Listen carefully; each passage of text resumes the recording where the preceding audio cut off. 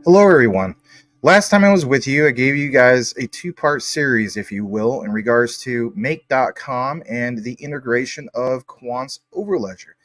Now, while it was great to see the concept of API everything finally coming into fruition, it's also important to recognize examples of utility in motion.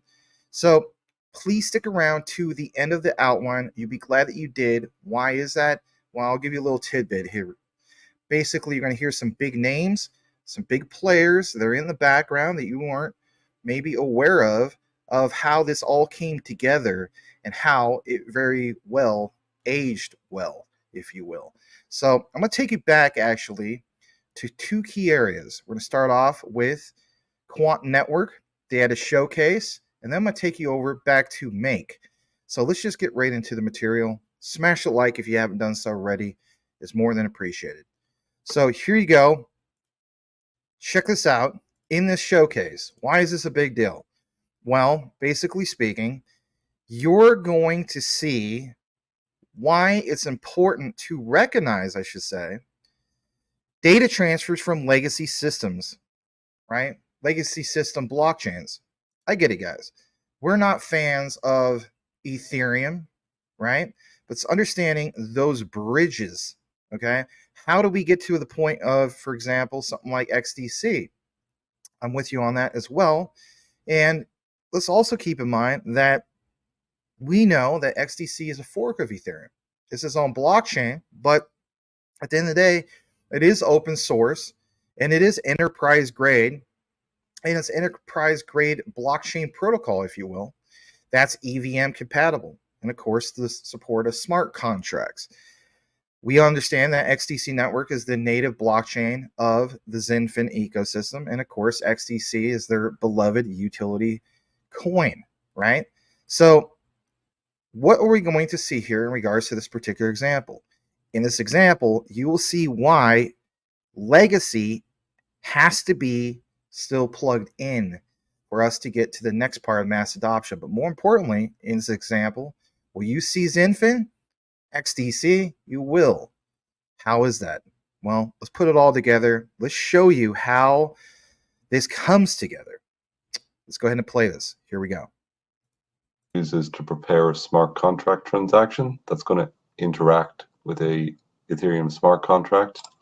I've just created a very simple test, which is a data store mapping of string to string, where we're going to store the stock price ticker against a value. So, so here we've got the prepare transaction, and we're going to be using Ethereum technology and the Ethereum Sepolia testnet. This is my signing account ID. This is the smart contract ID that I've just deployed. My function name, store data, is what I'm going to communicate with. And then the input type parameters. So I've got two parameters to my function. Both are strings. And the first value, because we're writing Apple's stock price, we're going to put Apple in there. And then the second value is the mid value from the HTTP request. The response from the prepare gives us some native data that needs to be converted to JSON for the sub. Okay. The reason why I'm pausing it here for a moment is because I don't want this to fly past your head. So you'll see here the Overledger instance. And again, these are just examples, but you see the technology is Ethereum.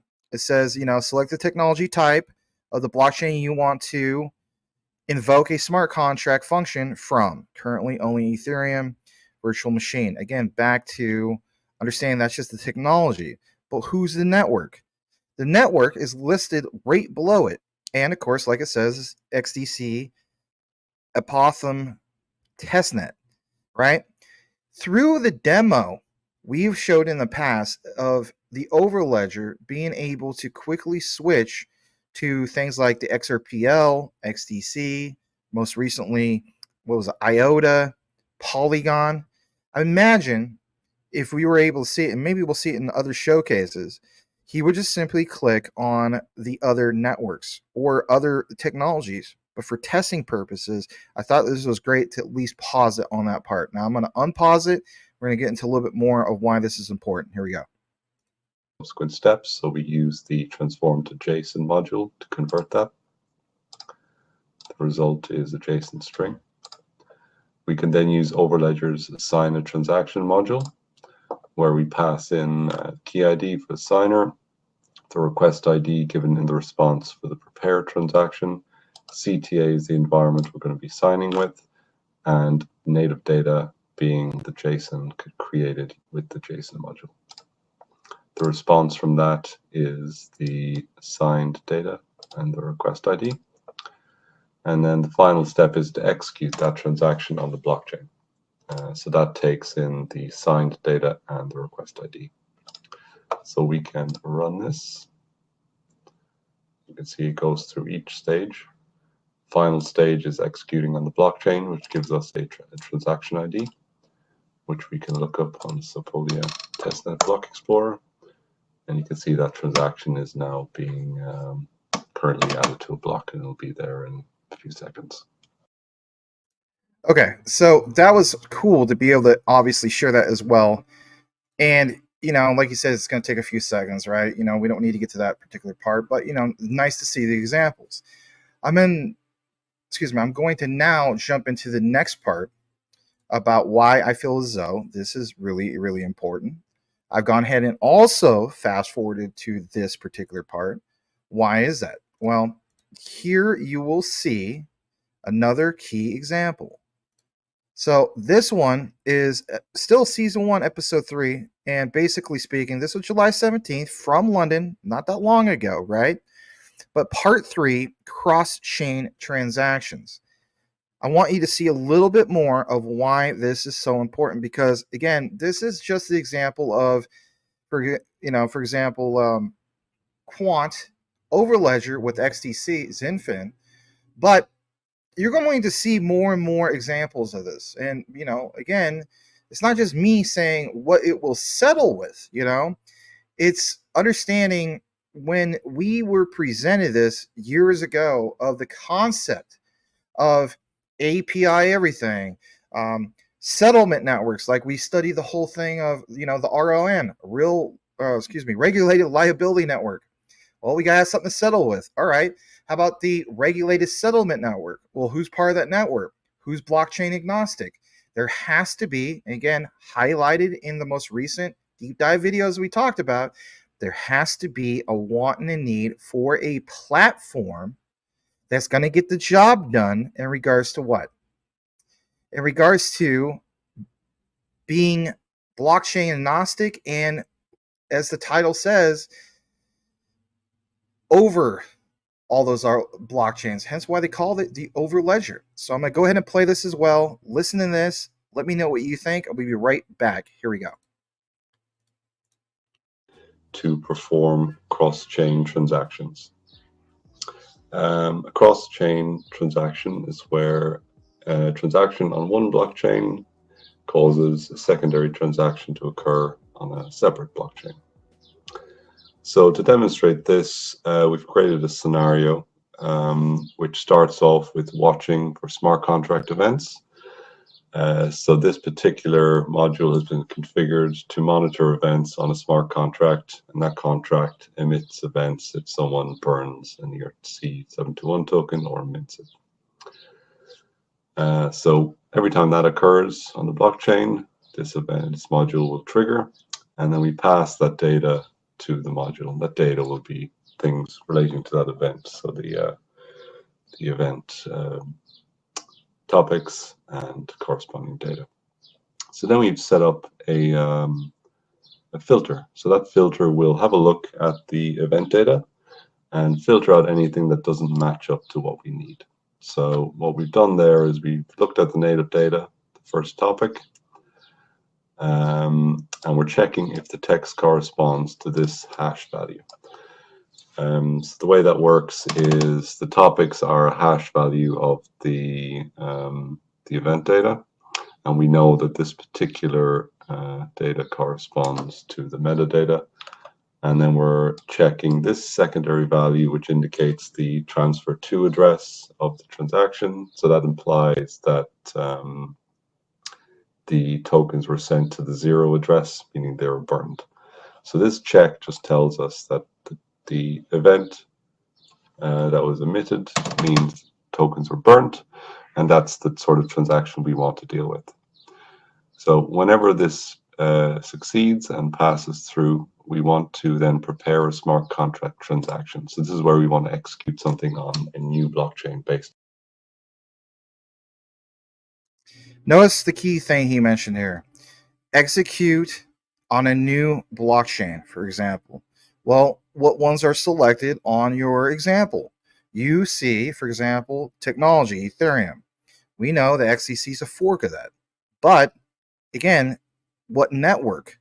So again, understand difference of technology, difference of network, but is executing it like he mentioned. So I just wanted to pause on that as well to draw some significance and focus your attention to some, because I mean, again, you may be hearing this, but you're not actually seeing it. And of course, if you're driving, I understand how that goes too.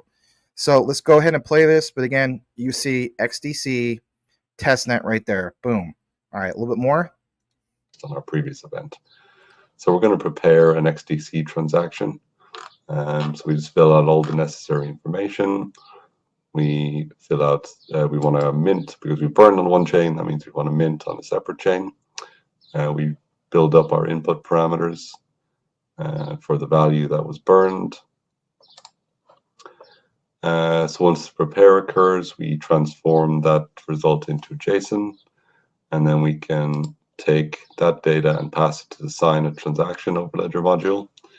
And we fill that out with the request ID using the CTA sender, and we pass in the JSON string created by the transform to JSON. And once that responds, we will get a request ID and we'll get our signed data. So based on those two values, we can then send it to the execute v2 sign transaction module. So what this does, this is the step which actually sends it to the blockchain. So for this one, we just need to pick our instance, which is the sandbox environment.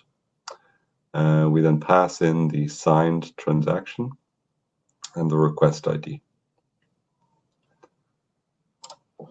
So once this flow occurs, we will have a burn event on one chain, which passes to the router, filters out anything which doesn't match our burn event. We prepare that transaction, convert it to JSON, sign that transaction, and then execute it on the blockchain. Sign it on the on the blockchain. So I mean, come on, so much more than just a ERC20 token, right? Absolutely. Quant is so much bigger than just that. Get into the next part of what I want to show you is this right here, and we're going to talk about how all this comes together. Now, this is from Indeed. Let's pull this up as well. Here you go. Going to full screen this.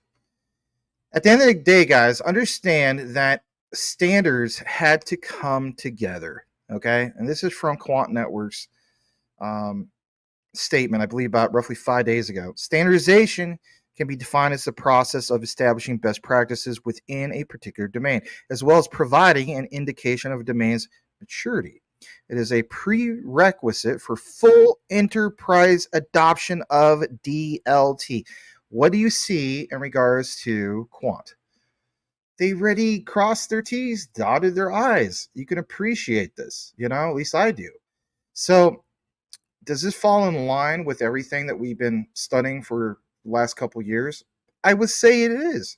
Absolutely it is. Because now you're seeing the examples and you're seeing on platforms like Make. And Make is just one of many. What happens when we get things to complement each other? ISO TC 307 is complementing ISO 222, but that, call it flip of the switch, if you will, that mandate for ISO 222, that will be a huge, huge deal because banks, for example, will have no choice other than to use the technology. And you have ISO TC 307, the Quant network standard through ISO to orchestrate this. Wow. All right, a little bit more about this. So, For DLTs to interoperate on a native level, industry-wide standardization on the underlying protocols. Read that. What did we just showed you in the example? Those underlying protocols and data formats is crucial. Literally showed you visuals of how that works. Now, Quant Network talks about in the recent paper, they explore the key barriers to adoption and how the Secure Asset Transfer Protocol, SATP, can help in overcoming them. That is a big deal. It's always been a big deal, right? So why do I mention some of this stuff? Because some of you guys may think, well, I'm not as interested in that. I just want to see price. Understand that the key to those barriers to adoption or mass adoption, you got to understand the bigger picture. What is the reference? Back to this. Back to Quant Network. Published May 1st, 2024. I try to zoom in on their particular site. It doesn't do it as well as some of the other ones. So I apologize for that. But distributed ledger technology, the need for what? Again, standardization from Dr. Luke Riley of the Quant Network. And he states, basically speaking, together with other members of the International Association for Trusted Blockchain Application Standards Committee, we conducted a survey on the standardization of digital ledger technology. Within the survey, they have identified, categorized existing publications and working groups and have provided recommendations on where to focus future standardization efforts. I'm not going to read all of this, but your key part is where he talks about those biggest barriers to widespread DLT adoption and how the paper looked at how to report security issues in proprietary solutions and how they were a key motivation for standardization on what? Open protocols. What do we see in regards to Make? What do we see in regards to some of these other ones? Those are open protocols.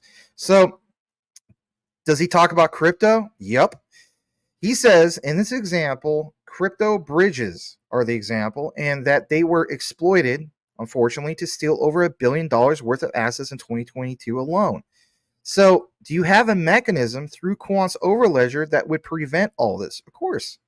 It says the sheer scale of these attacks has been a catalyst for change and is a key driver for standardization, open protocols. But what is most important, guys, is having literally the blockchain standard for building, and that is Quant's overledger, ISO TC 307. So that in itself is the standard, the foundation, I should say, for building on blockchain. That's why we citate this. That's why it's a big deal. Getting more into this, check this out. This citation was not that long ago. And why is it we want to get back into it? Well, there was an update, but here's the original. If you go to IEEE, okay, or actually IEEexplore.ieee.org, in this document, it talks about implementing secure bridges. See how this comes full circle? Learning from the Secure Asset Transfer Protocol. You see Luke Riley cited there. There's Thomas Herjano, who's also connected from MIT to Quant. There's other authors as well. But the key thing is what's mentioned in this abstract of how we bring it all together because of bridges. So I'm going to zoom in just a tad bit more. What does it say? Securely transferring tokenized assets, read that, between largely non-interoperable blockchain networks is a great challenge to take on. What do you see in regards to Quant Network? They already took that on. Do you really have that interoperability through Ethereum? Some people say, well, kinda, with through EVM sidechains and so on. But in reality, how do you make it seamless? How do you make it like future-proof, right? You get the bigger picture. Implementations must coordinate what? Transactions on multiple blockchain networks, which have inherently different characteristics and functionality. Don't you really see that with the overledger? The answer is yes, because it's blockchain agnostic. Moreover, implementations must coordinate transactions in strict order. What do you see from those two little video clips I gave you guys? Again, this is why I do these things. In an atomic synchronized way, so that owners do not risk their assets becoming lost. Right. We don't want another Terra Luna. We don't want hacks. We don't want any of that stuff. While also mitigating age-old problem of avoiding double spending. Several protocols for cross-network asset transfer, for example, bridging of assets exist. And what do you know in regards to XDC? Might as well give them a proper shout out. Why do you think the R3 Corda bridge with XDC is such a big deal? Don't overthink it. Don't get it twisted. You already know the answers because you already studied some of this stuff. And if you're new to this, welcome. Look more into it. So there's several production bridge implementations. However, frequent high-profile security breaches have arguably given bridges a bad reputation. Check out this example real quick. Therefore, is clear need for standardized bridge protocols to reestablish trust. And what do you see, guys? Come on, think about it. What do you see currently happen not that long ago? But like what, 1 to 2 months ago? R3 Corda. That is the biggest, with XDC, that's the biggest bridge in all of blockchain, if you really think about it. Then they got this thing going on with Quant. This aged really well. This was literally last year, okay? This is why I bring it to you again, because now you can see how all this comes to fruition. We are not at mass adoption yet, but we are at that doorstep. Why? Because the foundation was already built. That's the key thing. Let's get into a tad bit more about this. So one initiative for standardizing cross-network bridges is the Secure Asset Transfer Protocol, SATP, developed by who? The Internet Engineering Task Force. And they've been around since when? 1984, give or take. This protocol establishes 4 distinctive phases for the asset transfer protocol process. Okay? Driven by a standardized messaging cycle. Wow, I wonder what that could be. ISO 222 is what that will be and what happens when we get that mandate. All right, between specialized bridge orchestration, and who's the orchestrator? The Quant network, say Gilbert Verdian, basically, known as gateways. True, your gateways are all of these examples, guys, from the what? API everything. And do we have visualizations? Yes, we did, and I'll give you a little bit more. We're not done yet. But man, did you see it? Did you not? If you haven't, you're brand new. Watch the last 2 videos roughly where it says QNT will be the most expensive token in history. I stand by that. Not financial advice. I could be wrong, but guess what? The writing's on the wall. I stand by the research at least. In this paper, they demonstrate a reference framework with functions needed to implement SATP. They describe that implementation of this reference framework, why SATP is unique, and why SATP is likely to be an important contribution to powering future bridges. Bridges also need what? A powerful foundation. Don't overthink it. All right, let's jump into this. Now, a little bit of the XDC plug, right? This aged incredibly well. This is from basically like a couple years ago. But just in case you thought, for whatever reason, that Quant and XDC were never truly going to do anything, listen to it from the horse's mouth himself, Mr. Andre Casterman. Here we go. Definitely QUANT network overledger is relevant, as XDC network is already working with QUANT. You have more information on Twitter for that as well. Yeah, the announcement, by the way, by the XDC and Overledger, the crossing pathway, and there's a big move indeed for going bigger and bigger, in my view. Talking about interoperability and cross-chain works, you see there is another remark from Jose Mella. He's asking, thank you, Andre, great overview. What protocols will be established and what route do you see will be taken as blockchain versus DLT as a choice for future-proofing financial SME interoperability? All right, so we already have the answer for that, don't we not? Where they continue on with that and so on. That's the whole point of getting the foundation ready for what? The RLN and, of course, the RSN. So been there, done that. But to hear that for Andre Casterman, does that not pound it home that much more in regards to Quant and XDC? I think it does. Do we have anything else? We do. 2 more key things to get into. Listen to this. It gets really good. So this one's a little bit more. This is Andre Casterman, special guest with the one and only. Yeah, your bro Quincy Jones. You guys know about Quincy. So let's also share this. This was a beginning of the year. Thought I would fast forward this key spot. Why did I do that? Well, basically speaking, it's tokenization on XDC. So to see the visualizations, to see, for example, some of this, how it comes together, wow. But guess what? The icing on the cake is coming at the end. Stick to the end. You'd be really glad you did. Listen to this. Great example from Quincy Jones. Give him a follow if you haven't done so already. Most of you guys already are anyway, especially if you hold XDC. This is cool. This is super cool. Listen to this. Here we go.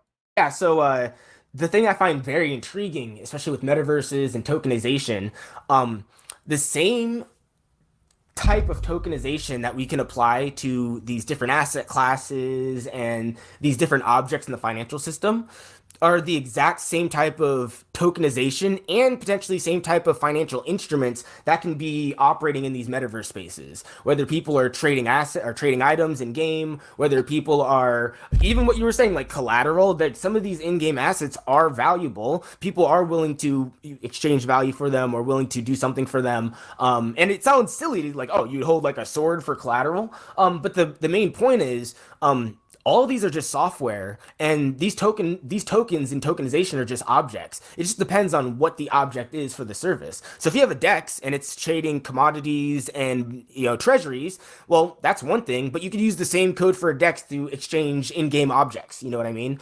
Or whether it's additional services that are financial in nature, those same services can operate in these metaverse spaces. And the reason I find that so interesting is sort of what you were saying before. There's like traditional finance, that's all these old instruments, but there are these new instruments. Like there have always been in-game items in games, but never before have they been able to be tokenized and be able to be exchanged for the value that they're worth. Because a lot of people may go, well, what are they worth? Well, they're worth something if someone's willing to go out and go get them or go gives up some value for it.